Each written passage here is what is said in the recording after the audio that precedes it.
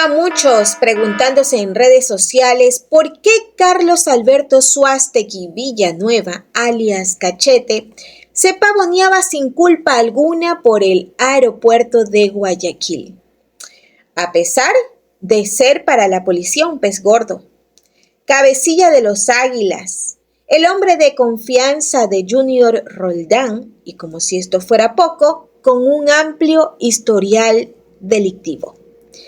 Pero en Ecuador, las fuerzas del orden y la justicia viven en dos mundos diferentes. Porque para las computadoras del sistema judicial, el tipo era una blanca paloma, así como lo escucha. Su asesinato en plena zona de seguridad desnuda la peor falla del sistema judicial del país. El crimen organizado aprendió a usar las leyes a su favor para borrar su pasado, dejando a la policía con las manos amarradas mientras los capos caminan con el historial intacto, blindados por unas leyes perversas. Carlos Suástegui andaba de lo más tranquilo, pavoneándose sin culpa ni preocupación por los pasillos del aeropuerto de Guayaquil José Joaquín de Olmedo. Caminaba como un turista más que regresa de viaje, a pesar de que la policía lo tenía bien mapeado en sus archivos de inteligencia como un objetivo de alto valor. Cabecilla de los Águilas y uña y carne del temido Junior Roldán, alias Junior. Cualquiera pensaría que un tipo con semejante recorrido delictivo saltaría de inmediato en las pantallas de migración o prendería todas las alarmas de los guardias. Pero no. Suástegui pasaba los controles como si nada porque, de cara al sistema, su historial estaba impecable. Esa tranquilidad con la que se movía terminó de golpe cuando lo alcanzaron las balas. Un sicariato en plena zona de seguridad nacional que desnudó la tremenda desconexión que hay en el país. La policía sabe quiénes son los malos de la película, pero en los papeles de la justicia, los tipos son unas blancas palomas. La balacera en la terminal prendió las alertas del gobierno y armó un alboroto en las mesas de seguridad, obligando a las aerolíneas y a la administración del aeropuerto a ponerse estrictos con los controles y las requisas. Pero la pregunta que todo el mundo se hace es la misma. ¿Cómo un tipo tan peligroso caminaba libre y sin ninguna boleta de captura encima? La respuesta está en la viveza de los abogados para sacarle provecho a las leyes garantistas, la falta de denuncias por el miedo de la gente y la clásica estrategia de mandar a menores de edad a hacer el trabajo sucio. Todo empezó allá por el 2016, cuando un juez lo llamó a juicio por una causa penal por asesinato. Sin embargo, en abril de 2017, un tribunal de milagro dictó su inocencia.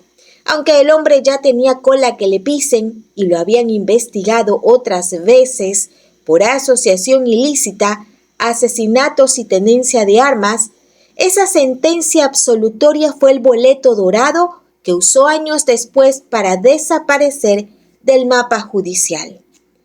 A mediados de agosto de 2025, Suástegui metió un escrito formal exigiendo que borren y oculten sus datos del Sistema Automático de Trámite Judicial SATG, agarrándose de un reglamento que el propio Consejo de la Judicatura aprobó en 2024. El juez de turno le dio la razón, basándose en los artículos de la poderosa Constitución, que a pesar de su historial delictivo defiende el buen nombre y la privacidad. Además de la Ley de Protección de Datos, la orden fue tajante. La secretaria del juzgado tuvo que borrar su nombre, apellido y su cédula de todo el sistema informático y reemplazarlo por la frase oculto según resolución. Para septiembre de ese mismo año, el borrado ya estaba certificado y el historial público del cabecilla quedó en blanco. La ironía de la ley aprobada en la Asamblea. Lo más increíble de toda esta limpieza informática es que se hizo usando una ley que los políticos aprobaron supuestamente para defender a los ciudadanos comunes. En mayo de 2021, la Asamblea Nacional votó a favor de la Ley de Protección de Datos Personales con una votación unánime, 118 votos a favor y ni uno solo en contra. Desde el correísmo hasta lo social cristiano y los de Creo metieron el dedo para aprobarla, pensando en frenar el acoso de los bancos o las filtraciones de información en Internet. Nadie en ese momento se imaginó la ironía de lo que estaban firmando. Ese derecho a ser olvidado o a que te borren de los registros terminó siendo el mejor escudo para los capos de las bandas. Si a esto le sumas el decreto que existe desde 2012 para limpiar el récord policial de la gente que ya cumplió su pena o fue declarada inocente, tienes el combo perfecto para que un líder criminal camine por la calle con los antecedentes impecables ante cualquier policía que le pida la cédula en una esquina. Sin denuncias no hay caso y ese es el freno de la policía. Aquí es donde se ve lo frágil. ¿Qué es la justicia en el país? La policía puede saber perfectamente quién lidera cada banda, dónde se esconden y qué alias usan. Pero la inteligencia policial no sirve para meter preso a nadie. En un juzgado se necesitan pruebas de verdad, testimonios y denuncias con firmas. Y ahí es donde la soga se corta. Porque ¿quién se atreve a denunciar formalmente a un cabecilla de los Águilas o de los Choneros? Nadie quiere ganarse una sentencia de muerte.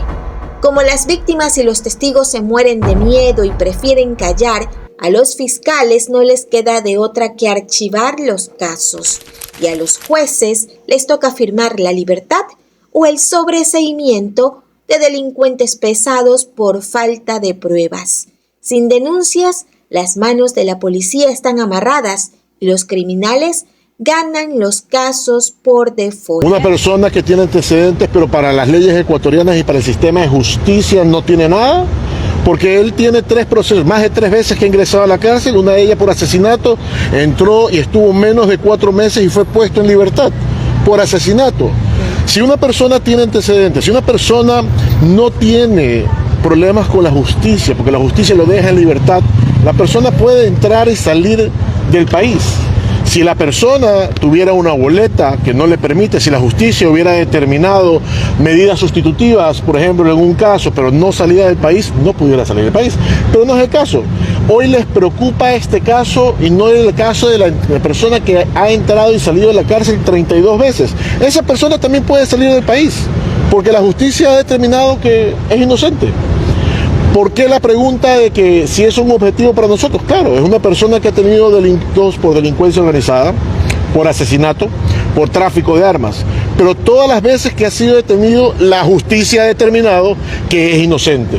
Siendo así, ¿cómo puedo yo impedirle a una persona, porque la ley no lo faculta, que salga o ingrese al país siendo ecuatoriano? Si la persona fuera extranjera, por supuesto que puedo negarle el ingreso al país, pero en este caso es un ecuatoriano que bajo la justicia ecuatoriana no tiene ningún problema.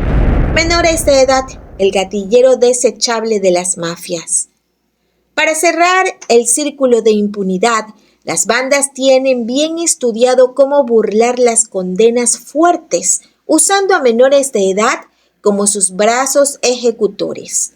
En la gran mayoría de estos sicariatos de alto nivel, los que jalan el gatillo son adolescentes que apenas pasan los 15 años, tal como pasa en las calles y en los alrededores del aeropuerto.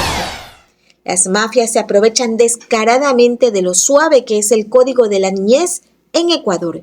Como la ley prohíbe juzgar a los menores como adultos, las penas que reciben son mínimas. Van a parar a centros de adolescentes infractores y en pocos años salen libres sin que se les acumulen los delitos. Para los grandes capos, estos muchachos son un recurso barato y totalmente desechable. Los jóvenes se ensucian las manos de sangre y van presos un rato, mientras los verdaderos autores intelectuales se quedan en la sombra, intocables, disfrutando de la vida y con un historial en internet limpio. La muerte de Suástegui en Guayaquil dejó claro cómo funciona este ecosistema, entre el miedo de la gente a denunciar, las leyes que obligan a ocultar los datos de los procesados y el uso de menores inimputables. El sistema terminó blindando legal e informáticamente a los delincuentes más peligrosos del país, hasta que sus propios enemigos les pasaron la factura. Soy Mariuxi Buenaño y esto es Múnich TV Digital. Hacer periodismo independiente no es fácil, por eso tu apoyo nos mantiene en línea. Agradecemos tu colaboración voluntaria.